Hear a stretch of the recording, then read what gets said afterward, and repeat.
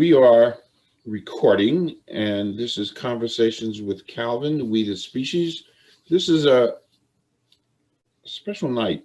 I'm with Jackie Mehr, and I want to unpack this the right way. School of Environmental and Biological Sciences, Honors College, Douglas Residential College, class of 22. But the title of this interview at Conversations with Calvin is Head Trauma and Intimate Partner Violence, Moving Towards a Healthier Future. And it is so critically important for so many reasons, including current events and what's going on, that Jack and I just talked for an hour before we went on air. And I said, you know, this is too important. We usually have time constraints, but there's just too much stuff to unpack here that's so critical. You're doing the research in this. And also, I wanted to mention on air that Jack and I met, I don't know, 5-6 weeks ago at Dr. Gloria Bachman's Women's Health Institute weekly lunchtime conferences. That's where we met, and I heard Jackie do a presentation, and I said, oh, wow, you know, and that's how this all evolved. So I'm done. You take it away, do a little bio, and then we'll kind of jump into the topic, Jackie. Great. Thank you so much for that introduction, Calvin. So as you mentioned, I'm an undergraduate student at Rutgers University. I'm also in the Institute for Women's Leadership at Rutgers, the IWL. And through the IWL, I'm doing a social action project examining the intersection of intimate partner violence and head trauma. So as part of this project, I'm doing a literature review on what's out there, what research we have about the intersection of these issues, as well as speaking to people in the area, so clinicians, volunteers, researchers. And the end goal of my project is to basically assess where we stand right now in this issue and what steps we can take to ensure that these poor health outcomes of survivors of intimate partner violence are improved in the future. And that's a key thing, the poor health outcomes of something that is so prevalent. We'll talk about that more. So let's begin. So how is head trauma related to this thing called intimate partner violence? That's a great first question. So I'm sure when you hear the term head trauma, intimate partner violence might not be the first thing that comes up. We usually think of, for example, concussions in sports or military personnel or car accidents. But actually, head trauma is a huge issue in intimate partner violence. So for example, strangulation injuries are so common among survivors of intimate partner violence. And these actually cut off oxygen to the brain, cause cell death, and then cause head trauma. And then of course you also have blunt force trauma. So you often see black eyes in survivors and just marks on the face and head. And naturally, if you experience blunt force on the face or in the head, that also can cause concussions, TBIs, and just other forms of head trauma. And a key issue about head trauma and intimate partner violence is that it's all about power. So because our face is, of course, where we speak from, our faces are we're most recognizable by, our heads are kind of thought to make us, attacking specifically the head and the face is so damaging and unfortunately so prevalent in intimate partner violence. How big of an issue is this kind of trauma in intimate partner violence? It's pretty big. We don't have exact numbers at this point just because studies find a wide variety of responses, but the most commonly cited response is that 3 in 4 shelter-seeking women have experienced head trauma at some form in their lives. And a big issue in actually collecting these numbers is because these women often experience so many times of being hit in the head, so many experiences of head trauma, it's hard to keep track of what has happened. These injuries can result in, of course, memory issues and just cognitive impairment. So sometimes even collecting data on this issue is a big issue in it of itself. Now, this is a broad, what are the consequences of intimate partner inflicted trauma? It must be endless consequences. That's so true. And there's also a timeline that it progresses down. So, of course, at the instance of the injury, sometimes people black out. Sometimes there's memory loss. You don't remember the exact incident. And this can be problematic because, let's say your neighbor heard something and called the police and the police come. But if you just had a traumatic brain injury inflicted on you, you won't be able to necessarily tell the police officers what happened. You might not be in the right state of mind simply because your brain has just been damaged so severely that you can't think straight. So short-term consequences, maybe you won't be able to speak, maybe you'll have memory loss, can't think straight. And then we honestly haven't looked at the long-term consequences enough. Recently, because of sports, we're starting to examine kind of concussions and these other issues. But based on what we know right now, it looks like these issues have lifelong implications of dizziness, trouble sleeping, cognitive impairments. Some of the people have ringing ears that they just can't get away from, a whole bunch of central nervous system symptoms. Is there, this is kind of off topic, but diagnosing this is kind of, I'm just shooting from the hip here. Diagnosing this has got to be a little bit hard because you have a woman who may be very reluctant to tell a practitioner just what happened to her out of embarrassment. Is that something valid? That's so true. There are so many different barriers to recognizing that these injuries are even there. In fact, people call them invisible injuries because if you have a concussion, there's really no set way that you can tell. The same way, for example, if you have a broken arm, it's pretty obvious you can see the injury. Mm-hmm. But in our brains, it's so much more difficult to pick up on things. And then as you were mentioning too, from the survivor's perspective, there's a huge stigma, so much shame around intimate partner violence that maybe she blames herself and thinks it's her fault. So she might be reluctant to tell. Maybe the partner's in the room and she knows that if she does tell, then that's endangering herself. Maybe she has children and she's reluctant because she's afraid that if she brings it up, it'll just cause more issues. There are so many different factors that contribute to this and so many barriers that we have to address. Interesting. Before we went on air, you and I chatted for a long time. And I mentioned to you that there's certain synchronicity. I love the word synchronicity. And I told you about a dear friend of mine. His name is Keith Aramonitis. And the night I met Dr. Bachman, I also kind of met Keith.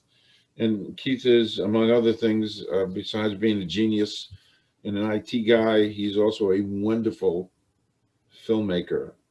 And that particular night that I did meet Dr. Bachman a couple of years ago at the Garden State Film Festival, I met Keith, and he had a film that was up for Best Short Film called Be Home Soon. And it's the story, it's a 10-minute short film that's about as powerful. No words are said.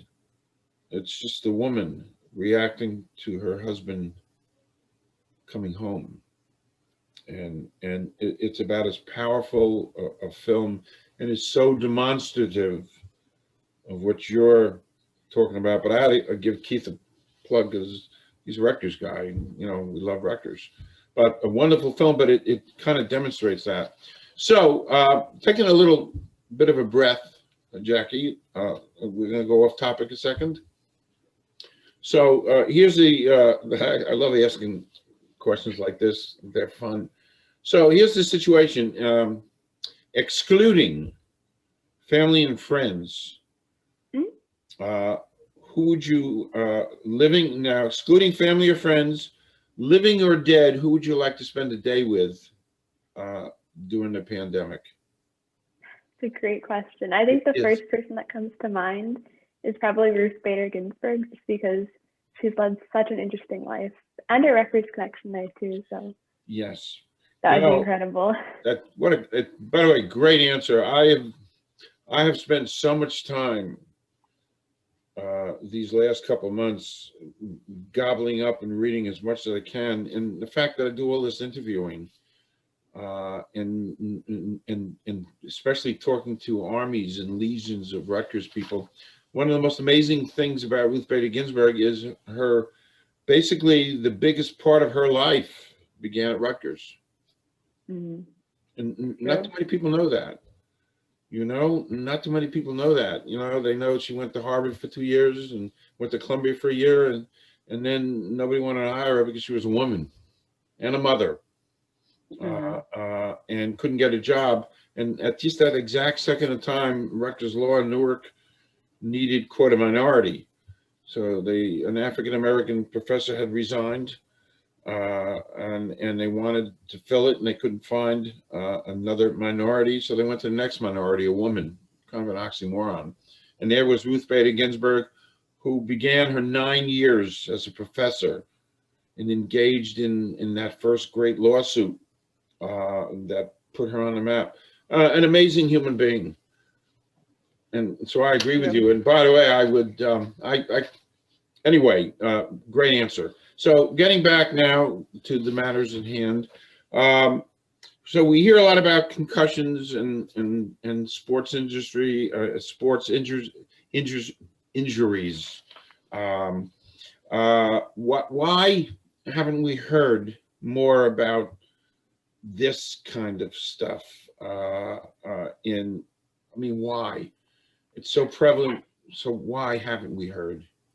That's such a great question. And I feel like there are probably two big issues at play here. So first, of course, we have this huge stigma around intimate partner violence. It's something that we're not supposed to talk about. It's just between the couple themselves. It's something that is kind of uncomfortable to be spoken about in general. And I feel like because of that, we don't have enough conversations about really the implications and the details of it. And then that kind of feeds into the second big issue, which is just a lack of awareness. So a lot of people who I was chatting with for this project, as soon as I said, oh, traumatic brain injuries and intimate partner violence, they said like, oh yes, that makes sense. But it's not something that really comes to mind. And it's something that I feel at this point still has to be brought to people's attention. So truly there are two big issues, just the stigma of it and then also a lack of awareness. Some small way, we're addressing it here in some small way. And that's what just need to put this, it's got to be put out there. I mean, in more of our, but anyway, it's a good segue to the next question. So head trauma in abusive relationships is really huge. We just said that. So as a researcher, what can we do about it? For sure. I feel like there are so many levels that we can take action at to basically work towards improving this issue. So first and foremost, the solution that comes to mind most readily might be ensuring that people who work with survivors of intimate partner violence are aware that this is an issue and know what to look for in the clients that they're working with. So for example, shelter workers. Of course, shelters are often strapped for money and they are severely lacking resources, and that's a whole other issue. But if we can just ensure that shelter workers are aware of, for example, the signs and symptoms of a concussion, then we might be able to provide these residents with resources that could improve their health outcomes and greatly benefit them. And then moving a step back to clinicians, unfortunately, we don't have nearly enough screening for head trauma and intimate partner violence. So for example, if you go to a general practitioner, likely they're going to ask you, do you feel safe at home? But unfortunately, once that answer is given, there's not much more elaboration. That's it, they drop it. That's true. And there's been this push towards whole person medicine, but we're not quite there yet. So if you go to a doctor, for example, an OBGYN for a specific issue, likely they're going to be looking to treat that specific issue rather than look at you as a whole person, just because of the constraints put on doctors in the medical system. And unfortunately, when we have this mindset of like, let's find the problem and fix it quickly, as opposed to let's understand everything that's going on, we're likely to miss issues like head trauma, like past concussions, like brain injuries. Mm-hmm.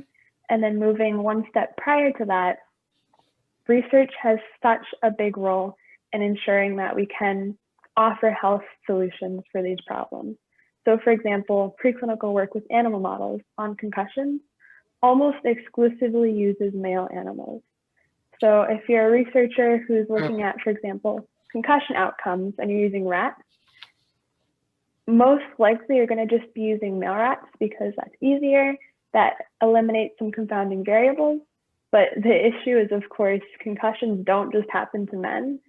And health outcomes are different between men and women with concussions, as you'd mentioned earlier before we got on the call. So because we are basically only looking at 50% of the population in so much of this research, there's a lot that we're missing. And because of that, we honestly don't have enough treatments for concussions at this point. So ensuring that from research all the way to shelter workers, this issue is something that's acknowledged and we understand kind of the implications of our current actions and ways that we can improve is so pivotal. But such a basic, just the research element, using a male rat and not, why? There was a phrase that comes to mind. You won't know it, but it was a call to arms phrase that was used in World War I, before your time. And it was it's a long way to Tipperary, and it kind of means there's a long journey of things to win the war, and actually it's a long way to Tipperary here to win this war. So what role, I think I know my role, but what role can I and people watching as individuals, what role can we begin? I mean, it's such powerful that we can begin to assert ourselves to help mitigate this issue. It's a great question. And I do have to say, we've definitely been making some great progress recently. So for example, going back to the research issue, there has been a push for more equality between the sexes of our animal models. But I'd say each and every person has a role that they can play in ensuring that this issue is something that we're aware of and that we work towards a healthier future where head trauma isn't something that's really an issue in survivors and where, for that matter, intimate partner violence hopefully becomes a thing of the past. So I say number one, the most important thing is to make sure that we're having conversations about these uncomfortable issues. If we don't talk about intimate partner violence, then it's so easy to put it under the rug to say, oh, that's a thing of earlier decades. It's not something we need to even concern ourselves with right now. So making sure that if you notice one of your friends or somebody in a relationship and they say something that's maybe not okay, it's of course dependent on the situation, but making sure that we're calling those things out and not just dismissing them. And then also, of course, spreading awareness is always great. So that's one of the reasons why this video is something that I'm really excited for. And I'm so thankful for your support, Calvin. Oh, no, hey, 100%. The nice thing about this is it's going to sit there forever, this video. A little off topic, but I was at a lecture at Rutgers a couple of years ago, and actually I forget, it was Rutgers had a symposium on coming up with things that they wanted to be studying in the next 10 years, and so there were proposals. It was an interesting, so different groups and entities and people came up with, they submitted research things to Rutgers to begin to research and study. And I, being a card-carrying member of WHI, I went to a lecture on a women's topic, specifically dealing with women's health. And you know what, I forget it, but the point being, it was a subject that concerned all of us. It concerned all of us, both genders, and I noticed, and it's funny, I was sitting with a friend of mine, and I noticed that this subject matter was, quote, women's health related, but it really concerned all of us. And then I counted and I looked at the makeup of the 50 people in the room, and there were only 4 men. And then I raised my hand at the Q&A, and I said, well, that's the problem. There's only 4 men here. So that True. in its of itself is part of the problem. You've got to extend this, that men need to understand this. And men can also, of course, experience intimate partner violence as well. We usually think of it as man on women, but it can be man on man, woman on man. So you're it's absolutely something right. that everybody can experience. Right. The last major question I wanted to ask, and I was about to ask you before we went on air, but now I wanted to bring it up. I've observed that during this pandemic, people being locked up in close quarters, has that really exacerbated the situation of intimate partner violence? Yeah, honestly, there are so many articles that comment on this as a pandemic within a pandemic. So of course, in intimate partner violence, you already have constraints placed on you financially in terms of your freedom of where to move. But now with these lockdowns, which are of course necessary for public health measures, there's also this extra kind of pressure on these people experiencing intimate partner violence, because while before they may have been able to get out of the house to go get groceries or go to the doctor, when things are shut down, they have literally no escape. And on top of that, with all the financial constraints of it's hard. People being laid off, the job market not being the best, women often, or I should say, people experiencing intimate partner violence often already have their partners controlling their finances. But now, when it's even more difficult to keep a job and when a lot of people are really hurting financially, those financial constraints are just compounded. So they for take sure, it out on each other and the one who's closest. Very true. Wow. So one last question, Jackie, because we unpacked a bunch of stuff here, which is good. It needs, people just need to digest this. Both genders need to digest this. It's a beginning. Understanding is a beginning. It all has to begin. So off topic, one last question. And I almost think I know this, the answer to this, but I think you'll appreciate it. So, Jackie Mehr, fill in the blank. Before I leave this earth, I won't be happy until I blank. There are so many things that come to mind. Well, you can say a few things. There's no rules. I think the first thing that comes to mind is I won't be happy unless I touch somebody's life in a truly meaningful way. So I want to make sure that through my time on Earth, whatever I do is contributing towards helping people and making a difference. And I'm hopeful that this project will be one way to do that. Yes. But that's a mission that I have through my whole life. I figured that. Yes.